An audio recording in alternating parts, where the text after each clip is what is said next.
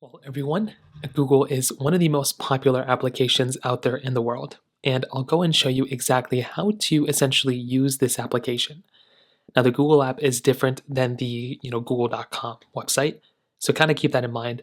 But to get started, you can download the Google application. It looks just like this. Then what you can do is you can go and find the application. So go and find the Google app. It is right here. Then all you're going to want to do is you'll see the website or you'll see the application. Now at the very top, you'll see a few things.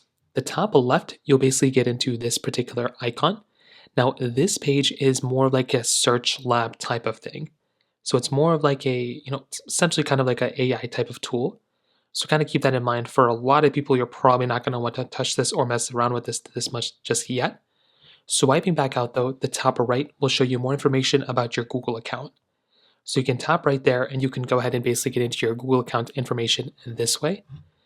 Now, beyond that, you also have your Google page right here. So you can quickly do a Google search. So if you don't want to do a Google search in another way, you can always go through here and just search things on Google right here. You can also go through and search up via images. So you can tap right here and you can search with images if you allow access. So this is something that's actually really, really cool.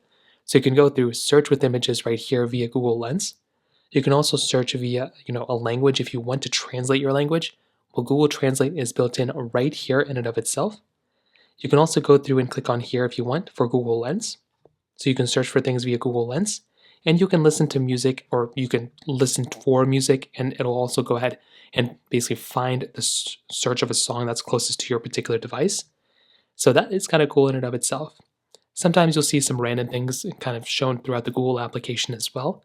So this is just random news, random little tidbits that are kind of floating around. So you can go through and you can see all that information right here as well. Now, on top of that, the very bottom, you'll see these couple of different tabs. You can go through and you can click on the second tab right here, which basically brings you into this page. So this page allows you to go and see your history, and this is something that's actually really, really cool.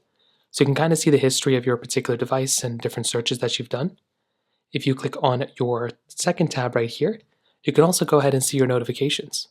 So if there's any notifications you've gotten inside of the Google application, well, you'll see that type of information right here.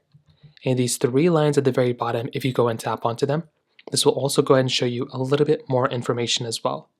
So this is a little bit more inside of Google Gemini, Search Labs, Search Text and Image, and so many other things across the board here. So you kind of have that information right there as well. So that's essentially how you do it. It's a super basic process, and that's basically how it's done.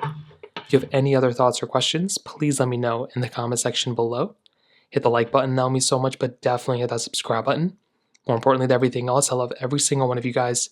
Hopefully I'll catch you guys in the next video. Peace out till then.